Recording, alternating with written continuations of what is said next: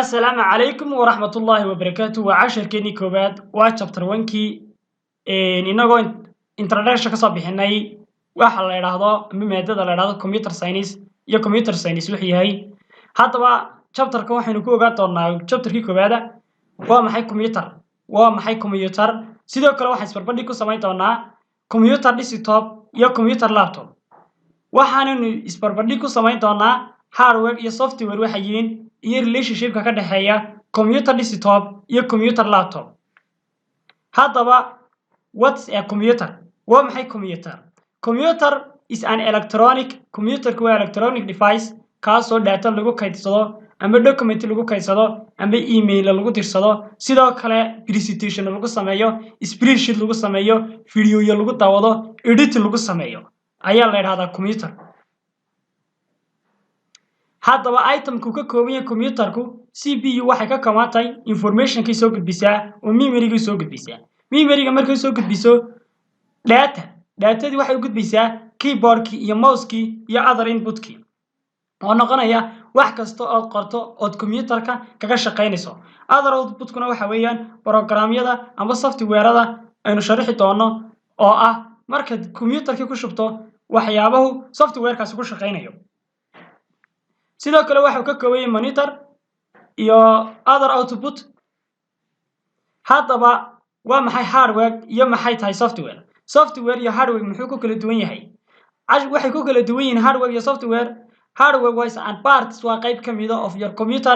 computer-ka that has kaasoo physical structure leh such as sida keyboard mouse sidoo kale la xiriira computer-ka internal parts qaybaha gudaha oo noqon kara qayba sida sawirka ka muuqata ama image ka muuqata waa qaybaha gudaha ee computer-ku leeyahay haday tahay memory-gi haday tahay drive-yadii haday tahay BIOS-yadii haday tahay motherboard-yadii haday tahay qaybaha gudaha ee computer-ka qaybihiisa kala duwan software-ku waxa weeyaan horta application kasta oo lagu shubo computer-ka waxa weeyaan software waxa kamid ah Chrome-ka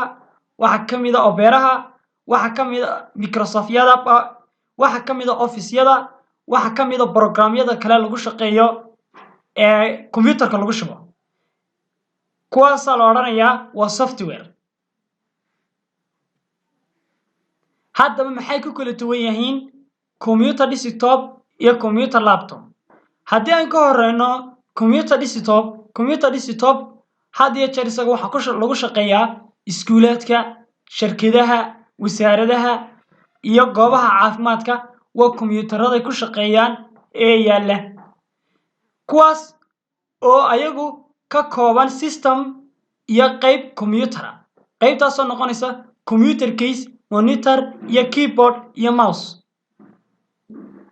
kuwaasoo ay kaga duwan yihiin laptop-ku kaga duwan yahay computer desktop-ku kaga duwan yahay inaan la qaadin oo goob shaqo lagu shaqeeyo oo dad public ay ku shaqeeyaan hadaba laptop computer waxa kaga duwan yahay computer desktop-ka waxa yeelan kara individual shakhsiyaad baa yeelan kara arday baa yeelan karta shaqaale yeelan kara iyo goobo kale oo ayaga u khaasa oo dadku ku shaqeeyaan sida family oo kala ayagu computer-ka iska yeelan kara qayb kamid ah family-ga oo computer laptop leh kuwaasoo ku shaqeynaya shaqada ay ku shaqeynayaan noqon karaan shaqooyinka nolol maalmeedkooda kala duwan ay ku shaqeynayaan haday tahay goobo shaqo haday tahay arday oo goobo jaamacad dhiganaya iyo haday tahay shakhsiyaad sidooda ugu shaqeynaya computer marka laptop-ka wuxuu kaga duwan yahay desktop-ka waa qayb dadku wadaagaan oo company iyo wixii la mid ah ku shaqeynayaan halka laptop-ku uu shakhsiyaad leeyahay uu shakhsiyaadkaasi shaqooyinkiisa ku qabanayo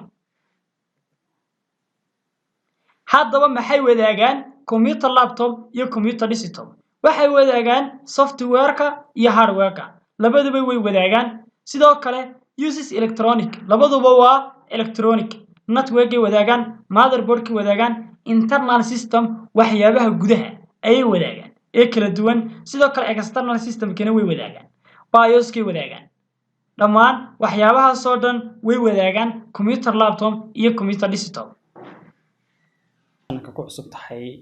waxa samaysaa si casharaan badan ay kugu soo dhacaan oo la socoto subscribe saar. haddii aad jeceshahay inaad asxaabtaada la share gareysana channelka casharaantiisa asxaabtaada la share gare oo dir. haddii aanu guda galno casharkeeni ahaa computer science-ka inagoo introduction amba hordhac chapterkii koowaad ka bixinay oo si fiican u soo sharaxnay. qaybta waxaanu idinku tusi doonaa amba aynu isleegi doonaa qaybta computerka labo qaybsama waa desktop iyo laptop.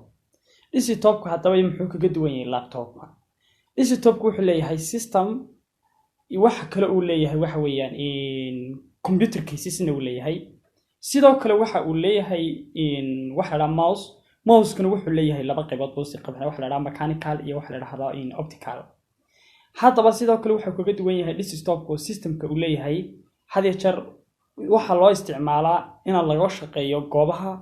iskuuleedka, shirkadaha amba guryaha ka wada dhigan karta, laakiin ma aha mid aad qaadan karto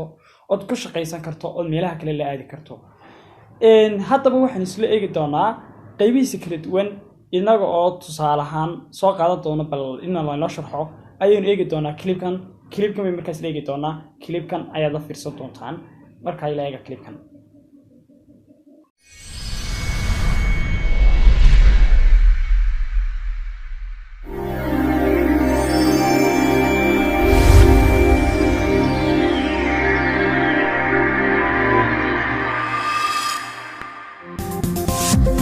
A desktop computer is made up of several basic parts, and in this video we're going to show you what these parts are and what they're used for. The computer case contains the main components of the computer. This is where the actual processing happens. Today, most cases are tower cases, which means they stand up vertically. Sometimes you may see a horizontal case, which is often called a desktop case. In order to view anything on your computer, you'll need to have a monitor. The monitor connects to the video card inside your computer to display images and text on the screen. Most monitors have LCD or LED displays, which can be made very thin so they don't use much desk space. To save even more space, you can buy an all-in-one computer which combines the monitor and the computer case into a single unit. To interact with your computer, you'll need a keyboard and mouse. Keyboards come in different shapes and sizes, for example, ergonomic and wireless keyboards. The mouse is used to control the mouse pointer on the screen. It can either be optical, which has an electrical eye on the bottom, or mechanical, which uses a rolling ball to detect movement. Some people prefer to use a trackball or touchpad instead of a mouse. These use less desk space since they don't need to move around when you're using them. So those are the basic parts of a desktop computer. As you can see, each part plays an important role, and you'll become very familiar with these parts as you gain more experience with your computer.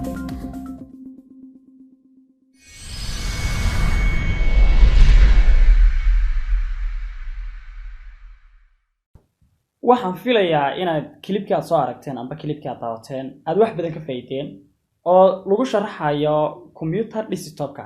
haddii tahay qaybta mouse-ka, haddii tahay qaybta keyboard-ka, haddii tahay qaybta systemka uu kaga duwan yahay laptop-ka, haddii ay tahay qaybaha desktopku inuu yahay monitoriga, qaybta monitoriga oo sharaxal leenaga soo siiyay markaad clipka daawanayseen. sidoo kale waxa uu kaga duwan yahay amba desktopku leeyahay isagoo kuma shaqeeyo battery, laakiin wuxuu ku shaqeeyaa electricity caadiga. markaad dabka geliso markaas uu isagoo shidaya. haddii aad fishta ka baqtiiso computerka desktopka dib iskuma shidayo, ma uu baqteeya oo ma laha wax la yiraahdo battery. marka waxaan ku soo qaadanay halkan amba casharkii markaan daawanayay aan ka faa'iiday amba aynu aragnayba qaybaha kala duwan ee desktopka u qaybsama amba oo inaan guda gelin qayb kasta meel la sii guda gelin, laakiin tiisa introduction amba hordhac ayaan ku qaadanay qayb kasta si general ahaan qaabku qaybsamo iyo wuxuu yahay desktop.